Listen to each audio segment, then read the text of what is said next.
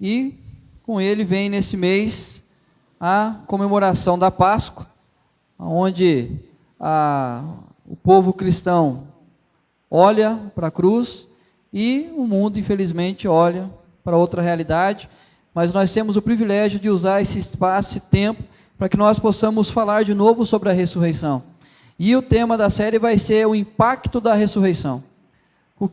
Qual foi o impacto que a ressurreição causou em vidas dos discípulos de Jesus, pessoas próximas a Jesus, e qual é o impacto que causa na nossa vida, na nossa realidade. Qual apóstolo melhor representaria a nossa geração? Se você escolher entre os apóstolos, qual seria o que melhor representa a nossa geração? Talvez poderíamos dizer que era Pedro, o impetuoso, aquele que quer conquistar todas as coisas, seja pela força, seja de qualquer outra forma. Talvez João, o amoroso, João, aquele que suas palavras doces, João, aquele que reclina no peito de Cristo, aquele que abraçaria todas as pessoas. Qual seria o apóstolo que representaria a nossa geração? Mas antes de você responder, tem um jornalista especializado em cobrir o Vaticano, e ele falando sobre essa realidade do momento da igreja, ele diz o seguinte: o sinal da atual geração incrédula se revela por meio de uma surdez geral quando se fala de Deus, de fé, de oração, de comunidade. Então, quando se fala sobre esses pontos, que é falar sobre Deus, sobre fé, sobre oração, sobre comunidade, o que acontece é que a nossa geração se faz de surda. Ela não quer ouvir sobre as coisas espirituais. Talvez a gente possa definir a nossa geração como a geração da incredulidade. Alguns historiadores e teólogos dizem que nós estamos vivendo a geração chamada da cultura pós-cristã. Nós estamos no ano de 2019 e muitas pessoas do nosso tempo nunca sequer adentraram uma igreja cristã, nunca sequer tiveram um contato com a teologia cristã, nem sequer tiveram contato com a palavra de Deus. Talvez para nós seja um absurdo ouvir isso, porque muitos de nós crescemos num lar evangélico, num lar cristão. Muitos de nós aprendemos já há um tempo a ouvir o Evangelho, a caminhar com Deus, mas quando nós olhamos a realidade hoje, do mundo hoje, há muitos jovens, muitos adultos, nem sequer tiveram um contato com a palavra de Deus. E a questão é que isso tem passado, e cada vez mais nós vivemos uma cultura pós-cristã. Esse mesmo jornalista conclui seu pensamento da seguinte maneira: regras e crenças são submetidas a um mecanismo de seleção e de redução, sobre os quais a igreja não tem nenhum poder. Dogmas fundamentais, como a pessoa de Deus, a filiação divina de Cristo, a ressurreição, o além, assumiram uma fisionomia indeterminada. Ou seja, os mecanismos que o mundo utiliza hoje para interpretar a vida, a igreja não tem mais controle sobre isso. Havia uma época que todas as coisas precisariam passar pela autoridade da igreja. A igreja tinha a última palavra, a igreja tinha autoridade para definir o que se acreditava e o que não se acreditava. Mas a igreja perdeu esse poder. E aí então, conforme o mundo tem caminhado, as verdades têm surgido de acordo com cada um com a sua própria verdade, e a igreja perdeu o domínio dessa realidade. Ou seja, assuntos como pessoa de Deus, filiação divina de Cristo, a ressurreição e o além, não há mais possibilidade diante dessa geração de mostrar como deve ser ou como nós realmente cremos nessas verdades. Talvez agora fique um pouco mais fácil para você responder qual o apóstolo melhor representaria a nossa geração. Diante de uma geração incrédula, eu creio que o melhor apóstolo mais próximo dessa realidade seria Tomé. Quantas vezes nós já ouvimos ou falamos, e o mundo fala hoje, quando a pessoa é incrédula, isso aí, Tomé. Esse aí só vendo para crer. E é interessante que a história de Tomé, ela traz um paradoxo interessante em relação a você ler algumas passagens sobre ele, você vai dizer assim: Tomé era totalmente incrédulo. Mas em outros momentos você vai dizer, era o discípulo mais comprometido com a mensagem do Evangelho. Mas quando você começa a observar as passagens que falam sobre Tomé, você vai perceber que em todo momento, apesar de toda a intrepidez, de toda a vontade de fazer, de servir, de acreditar no que Jesus ensinava, você vai perceber que mesmo quando ele fazia, estava por trás a incredulidade, aquilo que direcionava a vida de Tomé. Abra sua Bíblia em João 20, 24 ao 29, que é o texto que mais se fala sobre Tomé. Sendo cristão ou não, as pessoas utilizam essa passagem para mostrar sobre aqueles que é incrédulo sobre um determinado assunto.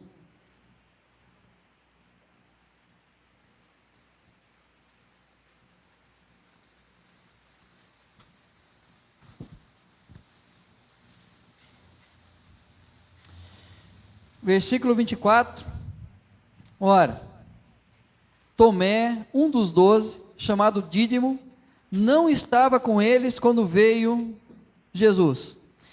Você já imaginou o que é para aquele que era considerado o mais incrédulo de todos? Na ressurreição, falou que Maria Madalena tinha visto, algumas mulheres tinham visto, os discípulos de Emaús tinham visto, e os discípulos estavam reunidos e Jesus aparece diante deles, e o único que não estava era Tomé. Disseram-lhe então os outros discípulos, vimos o Senhor. Mas ele respondeu, se eu não vir nas suas mãos o sinal dos cravos, e ali não puser o dedo, e não puser a mão no seu lado, de modo algum acreditarei. Agora você imagina como foi aquela semana para Tomé. Passados 8 dias, estavam outra vez ali reunidos os seus discípulos, e Tomé com eles. Estando as portas trancadas, veio Jesus, pôs-se no meio e disse-lhes, paz seja convosco. E logo disse a Tomé, põe aqui o dedo e vê as minhas mãos, chega também a mão e põe no meu lado. Não sejas incrédulo, mas crente. Respondeu-lhe Tomé, Senhor meu e Deus meu. Disse-lhe Jesus, porque me viste, creste? Bem-aventurados os que não viram e creram. Queridos, quando nós lemos o Evangelho de João, o próprio João vai colocar no corpo do Evangelho qual é o objetivo que ele escreve. Lá em 20, 30, 31. Na verdade, fez Jesus diante dos discípulos muitos outros sinais que não estão escritos neste livro. Estes, porém, foram registrados para que creiais que Jesus é o Cristo, o Filho de Deus, e para que, crendo, tenhais vida em seu nome. O objetivo pelo qual João escreve o seu Evangelho é exatamente para que todo aquele que lê o Evangelho, seja contado a eles as histórias que ali foram registradas, com um único objetivo, para que creiam. Ou seja, o objetivo pelo qual João escreve é para que você e eu, ao lermos o Evangelho, possamos crer que Jesus é o Filho de Deus. E o versículo mais conhecido disso é, porque Deus amou ao mundo de tal maneira que deu seu Filho unigênito, para que todo o que nele crê não pereça, mas tenha a vida eterna. Ou seja, o que João tem como propósito é apontar para a necessidade de crermos em Jesus. Essa é a razão pela qual João escreve o Evangelho, para que mais e mais pessoas, novas gerações, para que possam crer no Senhor Jesus. Agora o que me chama a atenção é que, diante dessa realidade, diante dos fatos que João destaca, ele não poupa um amigo dele, ele não poupa alguém que caminhou junto com ele, próximo a Jesus. E ele destaca as características desse que com ele caminhou, para que nós possamos nos encontrar nessas características e entender que diante de tudo que Jesus fez e de tudo que se fala sobre ele, mesmo assim pode existir a incredulidade.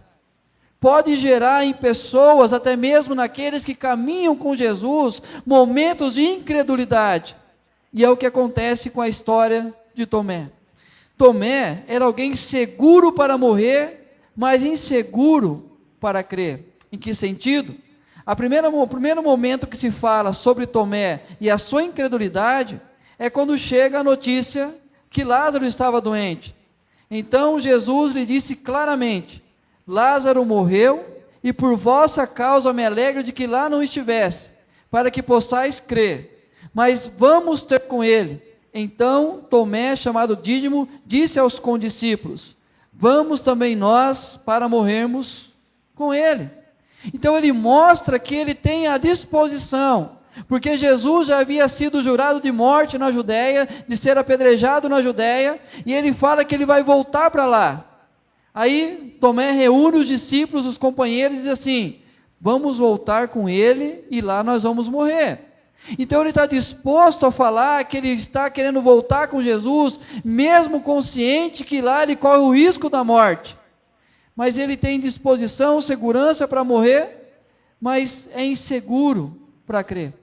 Porque o que Jesus está falando para ele, a gente vai ver daqui a pouco mais especificado sobre isso, mas o que Jesus está falando para eles é que ele morreu, mas tem uma causa maior do que isso. Tem um objetivo maior a morte dele. Olha o que Calvino fala sobre esse texto. Tomé não se recusa a morrer com Cristo, mas isto, como eu disse, procede do zelo sem consideração, pois antes ele deveria ter tomado coragem na fé, na promessa. Ou seja, a insegurança dele era crer. Jesus fala que a enfermidade de Lázaro, a própria morte de Lázaro não era o fim, mas era para mostrar a glória de Deus, é para que Cristo fosse glorificado naquele momento da história da vida e morte de Lázaro. Mas o que acontece? Ele tem mais facilidade em ser seguro para morrer do que crer. Mas em outro texto, andar junto, mas pouco conhecer. É o texto que nós lemos agora há pouco, quando Jesus começa a falar sobre... E ele vai conversando sobre a necessidade de ele voltar para junto do Pai. E Jesus fala o seguinte, provoca um questionamento em Tomé. Eu vou, mas onde eu vou vocês não podem ir comigo. Mas eu estou preparando lugar para vocês e eu voltarei buscá-los.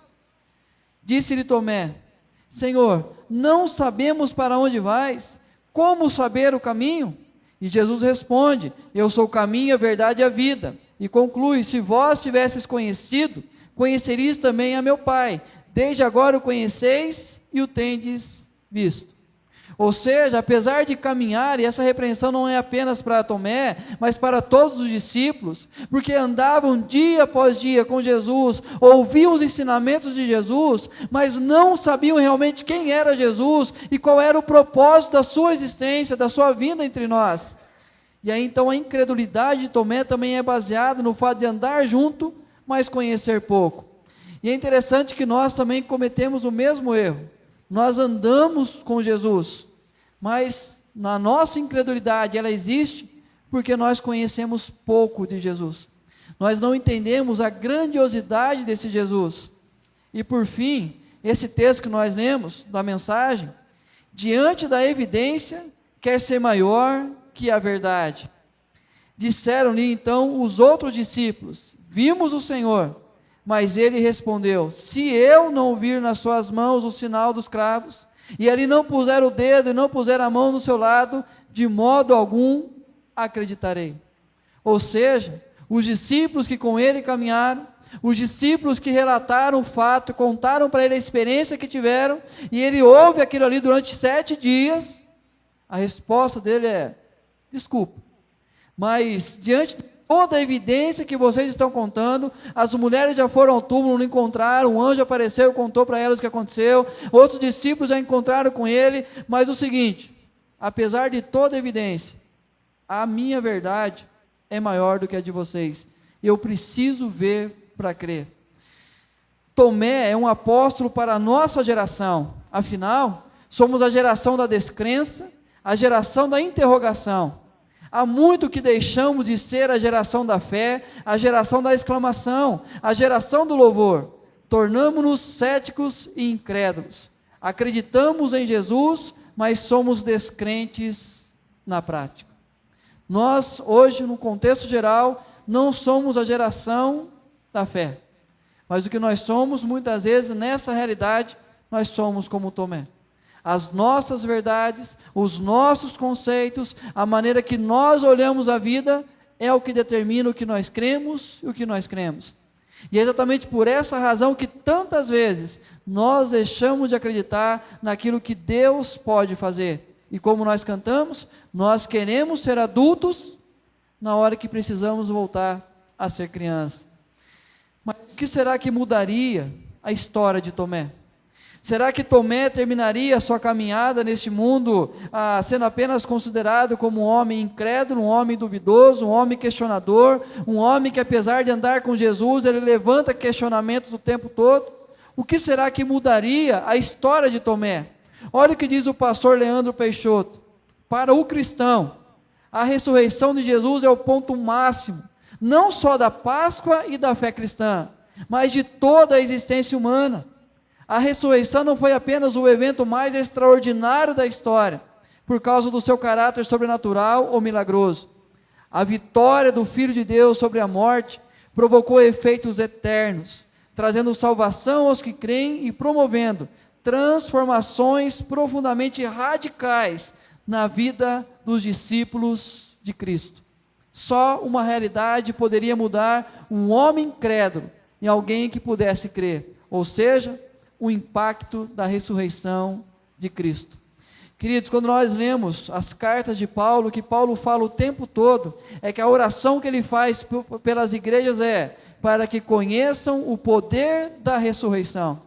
E é interessante que quando nós oramos por pessoas, quando nós queremos ver pessoas convertendo, pessoas mudando as suas vidas, pessoas revendo os seus conceitos, pessoas buscando a presença de Deus, geralmente nós oramos pela mudança de vida, apenas por aquilo que está acontecendo. Nós não oramos para a pessoa em si, quanto o seu encontro com Cristo e principalmente pelo impacto que a ressurreição possa causar na vida dessas pessoas. Então, se você quer ver alguém se converter, se você quer ver alguém se voltar para Jesus, alguém ter uma mudança radical na sua existência, só uma coisa pode fazer isso: é o impacto da ressurreição de Cristo. Quando essa pessoa ouvir essa mensagem, e essa mensagem fizer sentido, o Espírito Santo mover o coração e o entendimento dessa pessoa, é exatamente isso que vai mudar a trajetória, a história e a eternidade dessa pessoa. Basta olhar para a nossa vida. Não foi a questão de uma igreja confortável, não foi a questão de um grupo de pessoas que caminhavam, foi a questão que um dia nós ouvimos a mensagem da cruz, e essa mensagem entrou de uma forma tremenda no nosso coração, e causou um impacto tão grande, que nos levou à mudança da nossa vida, que nos levou a uma entrega total da nossa vida nas mãos de Deus, e isso mudou a nossa história. Quando a gente olha para Tomé, nós vamos encontrar uma desconstrução da incredulidade.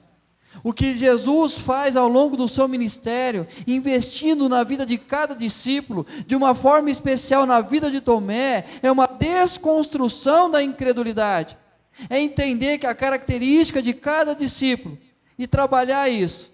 E aí quando você pega os pontos principais, aonde aparece a história de Tomé, você vai perceber o que Jesus está fazendo com Tomé eu quero desconstruir dentro de você essa característica de incredulidade.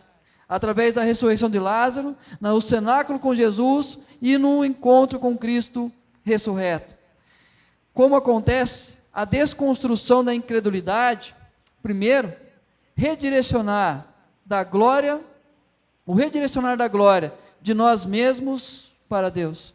O que Jesus trabalha no coração de Tomé o tempo todo é isso: redirecionar a glória.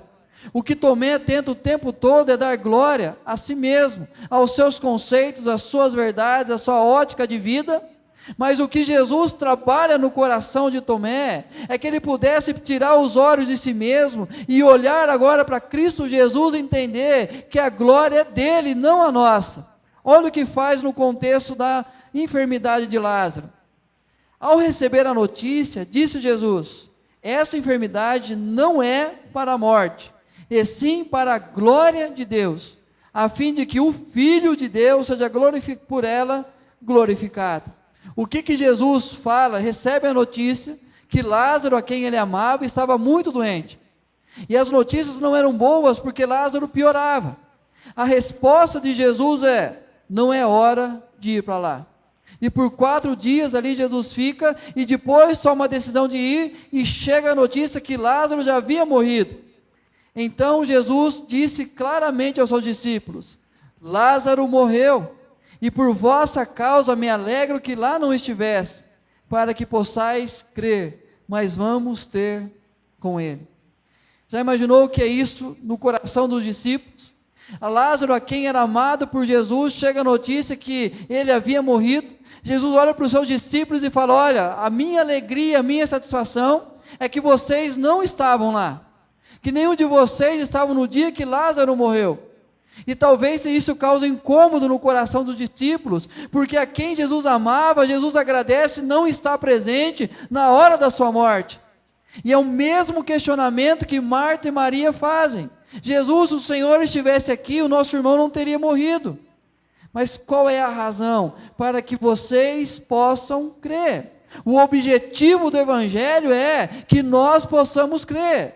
Então, quando Deus trabalha no coração de uma forma especial de Tomé, Ele quer conduzir Tomé a crer. Mas qual é a resposta de Tomé diante dessa afirmação de Cristo? Vamos também nós para morrermos com Ele. Talvez, olhando essa realidade, podemos interpretar de 2 maneiras. Primeiro, falar sobre Lázaro. Ele está falando assim: vamos lá e morrer junto com Lázaro, porque essa é a nossa realidade, esse é o nosso fim. Então, como Lázaro morreu, nós também iremos lá nos juntar a ele e vamos morrer.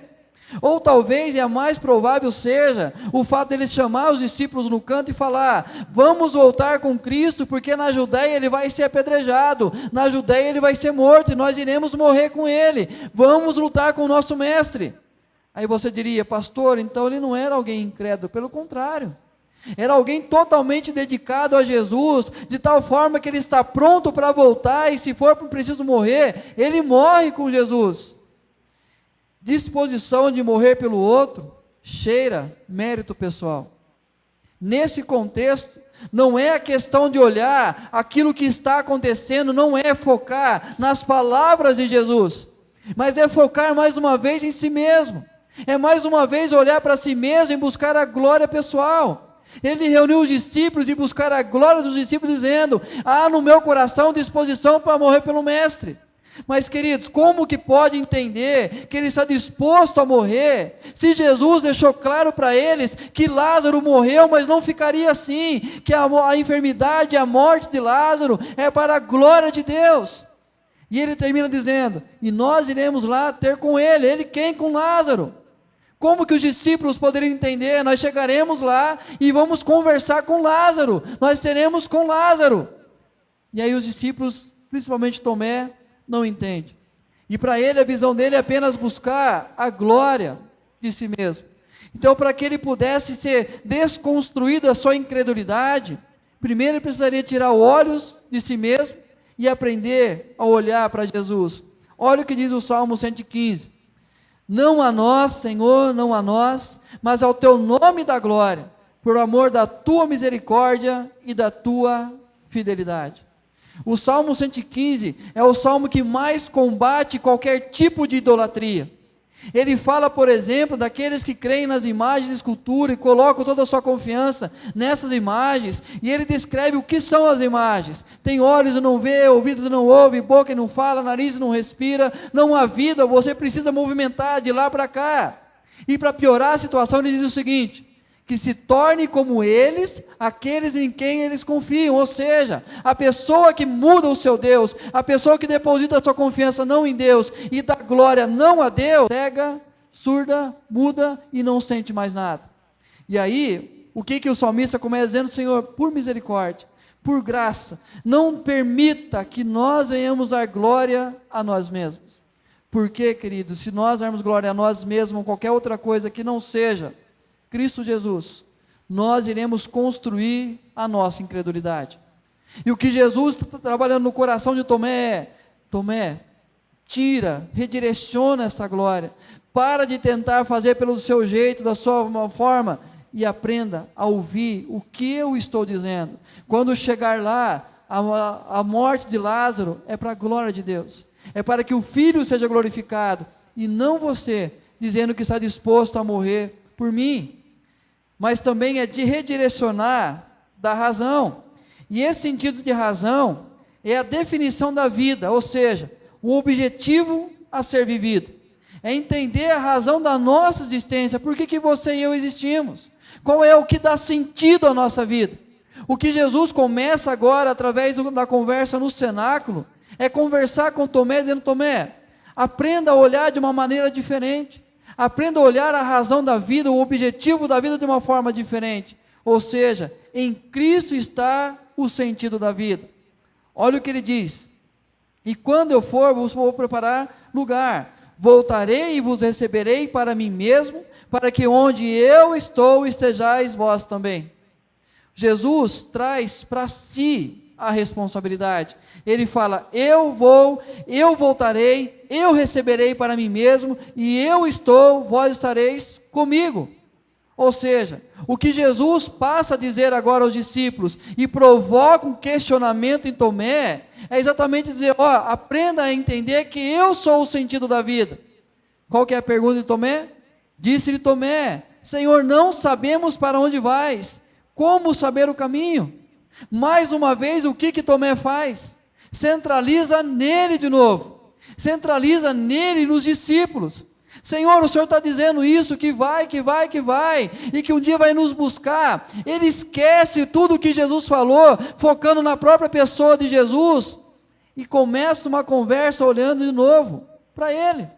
Como que eu vou saber? Como que eu vou entender? Como que eu vou saber para onde ir? Como que eu vou conhecer o caminho? Queridos, é impressionante como nós temos disposição de percorrer os nossos próprios caminhos, ou seja, em si mesmo está a nossa razão. Quando nós falamos sobre Deus com pessoas que não conhecem esse Deus, que não conhecem o Evangelho, o que elas tentam o tempo todo dizer para a gente é isso: como que eu vou buscar? Como que eu vou querer? Eu não sei. Por quê? Porque não conseguem encontrar respostas em si mesmo. Mas se nós queremos desconstruir a nossa incredulidade, pare de tentar achar objetivo de vida, sentido de vida em si mesmo. O que nós iremos encontrar é apenas um vazio. É o que nós encontramos, por exemplo, no livro de Eclesiastes. O autor mostra toda a sua trajetória de conquista, de fama, de poder, de dinheiro. É o mais sábio de todos os homens. Mas ele chega apenas a uma conclusão: que o que ele fez ao longo de toda a sua vida foi correr atrás do vento. Ele obteve todas as coisas, mas nenhuma delas preencheu o vazio do seu coração. O que Jesus trabalha nesse momento com Tomé, respondeu-lhe Jesus: Tomé, para de tentar achar o caminho, para de tentar achar respostas em você. Eu sou o caminho, eu sou a verdade, eu sou a vida. Ninguém vem ao Pai senão por mim. Deixa de tentar achar os caminhos, deixa de tentar achar as maneiras de ser o dono da verdade. Abra mão disso, abra mão de tentar achar você a razão da sua existência e olha para aquele que é o motivo da sua existência. Olha o que diz um comentarista: sigam-me, eu sou o caminho e a verdade e a vida. Não é possível andar fora do caminho, não é possível conhecer fora da verdade, não é possível viver fora da vida. Eu sou o caminho pelo qual vocês devem andar, a verdade que vocês devem crer, a vida na qual devem pôr a sua esperança. Ou seja, reconstrua a sua fé. Dizia Jesus a todos: se alguém quer vir após mim, a si mesmo negue dia a dia, tome a sua cruz e siga-me. Se nós queremos desconstruir a nossa incredulidade, aprenda a redirecionar a razão. Aprenda a olhar a vida naquilo que dá o sentido da vida, que é: eu sou o caminho, a verdade e a vida. E queridos, não tente achar caminhos, não tente achar outras formas, porque ninguém vai chegar à presença do Pai se não for por meio de Jesus Cristo. É interessante o quanto que nós olhamos para a nossa vida e desconsideramos as palavras de Cristo. Quando Jesus foca na conversa o tempo todo: eu vou, eu farei, eu vou preparar, eu voltarei, o que Tomé ouve? Vocês precisarão descobrir o caminho.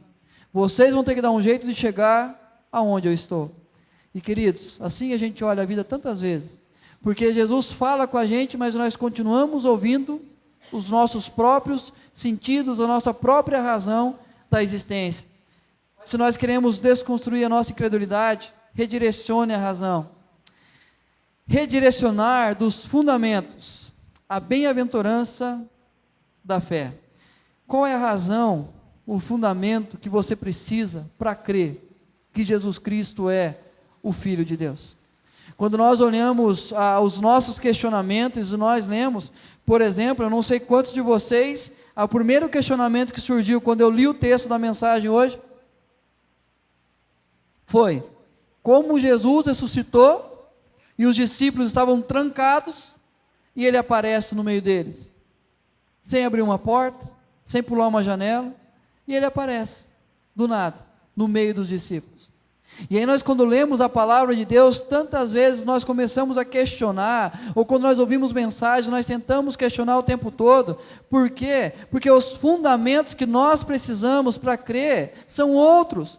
Os fundamentos que nós usamos para que nós possamos entender o que Deus quer da nossa vida são outros que não aqueles revelados na palavra. Olha o que acontece na conversa dos discípulos com Tomé. Disseram-lhe então os outros discípulos: vimos o Senhor. Queridos, isso aqui, ele conhecendo o caráter dos discípulos, conhecendo a história, tudo aquilo que eles ouviram sobre Jesus, talvez fosse o suficiente para ele falar assim: eu quero encontrar esse Jesus, eu preciso ver também, mas não porque é questão de dúvida, mas por amor, eu quero encontrar. Mas qual que é a resposta? Qual é o fundamento que Tomé tem? Se eu não vir, se eu não tocar, se eu não puser a mão, de modo algum acreditarei. E quantas vezes nós agimos com outras palavras da mesma forma? Se o Senhor não fizer, se o Senhor não mudar, se o Senhor não abrir, se o Senhor não confirmar, se o Senhor não fizer, eu não vou crer. Queridos, tantas vezes nós temos outros fundamentos para que nós possamos crer em Deus, mas o que nós precisamos aprender a fazer é redirecionar dos fundamentos, ou seja, qual é a bem-aventurança da fé? Olha a resposta de Jesus a Tomé. E logo disse a Tomé: põe aqui o dedo e vê as minhas mãos, chega também a mão e põe no meu lado, não sejas incrédulo, mais crente. E aí Tomé declara: Senhor, Deus meu, Senhor e Deus meu. E aí talvez naquele momento ele poderia de novo trazer a glória para si mesmo, porque ele reconheceu que era o Senhor e o Senhor tirou as dúvidas dele. Mas a resposta de Jesus é a maneira que nós reconstruímos a nossa fé. Disse-lhe Jesus: porque me viste e creste? Bem-aventurados os que não viram e creram. E é interessante que o que está acontecendo é que a todos nós que lemos o Evangelho de João e somos desafiados a crer, nós temos a mesma característica. Nenhum de nós estávamos naquela noite, naquele dia que Jesus aparece entre os discípulos. Nós também não estávamos lá. Mas a resposta de Jesus é: bem-aventurado aquele que crê. E é interessante pelo fato que Tomé não estava lá, que era exatamente aquele que dessa maneira pensava que Jesus trabalha para desconstruir a incredulidade de tal forma que ele parasse de viver a sua verdade como absoluta e passasse a entender que não precisava ver para crer, mas apenas entender o que Jesus havia feito. Tomé, uma construção da incredulidade. Como que Tomé constrói a sua incredulidade e como nós temos construído tantas vezes a nossa incredulidade? Primeiro, uma excessiva confiança em perspectivas pessoais. Desconsiderar o milagre da ressurreição, apenas olhar a perspectiva da morte. Na história de Lázaro, o que Tomé faz é confiar excessivamente nas perspectivas pessoais. A decisão é: Jesus falou de ressurreição, Jesus falou para a glória que vai acontecer, Jesus falou que a gente vai conversar com Lázaro, mas a perspectiva que eu tenho é só de morte. E é exatamente nessa perspectiva que eu vou depositar a minha confiança. É quando nós começamos a construir a nossa incredulidade. Quando Jesus fala de vida, nós encontramos apenas morte. Centralização na lógica dos acontecimentos, desconsiderar o meio para o milagre, questionamento do trajeto. Quando nós centralizamos em nós mesmos, perguntando: como nós iremos se nós não sabemos o caminho? Jesus mostra qual é o meio que o milagre vai acontecer: o próprio Cristo Jesus. Queridos, quando nós centralizamos a lógica dos acontecimentos, você está construindo a sua incredulidade. Quando você vai dizer assim: isso não tem como acontecer. Como assim multiplicar pão para a multidão? Como assim curar? Como assim fazer isso ou aquilo? Como pode isso acontecer? Você começou a construir a sua incredulidade. E por fim, superestimar a ótica pessoal dos fatos. Desconsiderar a experiência alheia, dúvida dos testemunhos. Superestimar a ótica que você tem. Isso nós conseguimos desconstruir, nós conseguimos apenas construir a incredulidade, desconstruir a nossa fé.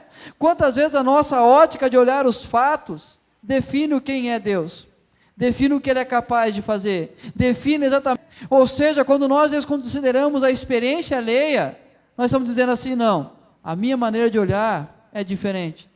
Já imaginou 11 pessoas tendo uma experiência com Deus, contando para você essa experiência, mas você tem uma ótica diferente, e você vai dizer: desculpa, mas isso não pode acontecer. Desventurado pelas necessidades de vermos para acreditar. Sabe qual é a nossa realidade? Desventurado. Eu fui procurar os antônimos de bem-aventurado, desgraçado, e aí por diante. Mas eu peguei a mais leve: desventurado. Ou seja, nada vai acontecer, nós não seremos bem-sucedidos, simplesmente por essa realidade, por não olhar a partir daquilo que Deus pode fazer. Mas por fim, Tomé, uma desconstrução da incredulidade. Como que nós desconstruímos a nossa incredulidade? Primeiro, considere que o Senhor é quem controla a vida. Considere isso. Olha como termina a história de Lázaro. Muitos, pois, dentre os judeus que tinham vindo visitar Maria, vendo o que fizera Jesus, creram nele. Qual é a resposta final da história de Lázaro? Muitos judeus que estavam ali com o único objetivo: consolar Marta e Maria, chorar a morte, lamentar a morte de Lázaro. Mas quando Jesus vem, Ele controla a vida, Ele é o Senhor da vida, e quando Ele opera o milagre da ressurreição, muitos que ali estavam, creram nele. Imagina no coração de Tomé essa desconstrução da incredulidade: agora eu entendi que nós não viemos para morrer, mas nós viemos para enxergar a vida. Segundo, considere que o Senhor determina os meios. Respondeu-lhe Jesus: eu sou o caminho, a verdade e a vida, e ninguém vem ao Pai senão por mim. Quer desconstruir a incredulidade? Entenda uma coisa: quem determina o caminho é Deus, quem determina os meios é Deus. Nós muitas vezes tentamos achar as maneiras que Deus vai agir, nós não encontraremos. Não pense em nós que Deus vai agir dessa maneira, desse jeito, e não vai. Ele vai agir do jeito dele, da forma dele, da maneira dele. Queridos, o grande problema é que nós achamos que tudo vai ser da maneira que nós queremos, e Deus vem e nos surpreende de uma forma diferente. Quer desconstruir a incredulidade? Considere que o Senhor determina os meios, e por fim, considere que o Senhor se revela em nossas dúvidas. Talvez a gente tenha tantas dúvidas no nosso coração, tantos medos de conversar com Deus e falar: Deus, desculpa, mas eu não consigo crer nisso. Mas é nessa área que Deus vai trabalhar. E é interessante que quando Ele volta a aparecer aos seus discípulos e Tomé é presente, Ele diz: paz seja convosco. E o texto fala, e Ele já imediatamente fala com Tomé: Tomé, você precisa crer? Toca, vem aqui, pega, põe o dedo aqui.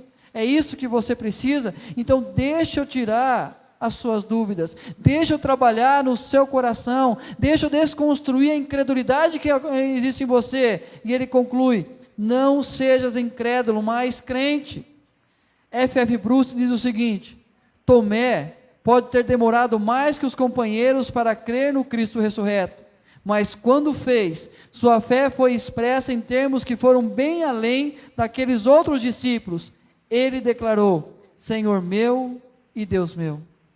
Queridos, talvez nós tenhamos a incredulidade como parte da nossa existência. Talvez nós questionemos tantas outras realidades que o Evangelho mostra para nós. Talvez nós tenhamos dificuldade de entender a palavra de Deus. Mas quando Deus começa a desconstruir a nossa incredulidade, quando Ele começa a trabalhar no nosso coração, no nosso intelecto, e começa a redirecionar, não a glória a nós mesmos, mas a glória de ser dada a Ele, não a razão a partir da nossa ótica, mas a razão que Ele dá à nossa vida, as coisas começam a mudar, e nós chegaremos à seguinte conclusão: Senhor meu e Deus meu. É hora que nós teremos um encontro com Cristo Jesus. E estes foram registros para que creiais que Jesus é o Cristo, o Filho de Deus, e para que, crendo, tenhais vida em seu nome. É a maneira que Deus desconstruiu, em Cristo Jesus, desconstruiu a incredulidade de Tomé e construiu a credulidade. E ele chega à seguinte conclusão: Senhor meu e Deus meu. E queridos, é dessa maneira que Deus trabalha no nosso coração, desconstruindo a nossa incredulidade, para que possamos crer e declarar que nós cremos em Jesus Cristo e nele nós temos a vida eterna. Amém? Queridos, o impacto da ressurreição nós temos que experimentar todos os dias, para que as mudanças sejam visíveis na nossa vida. E nós continuaremos no próximo domingo sobre esse tema, impacto da ressurreição.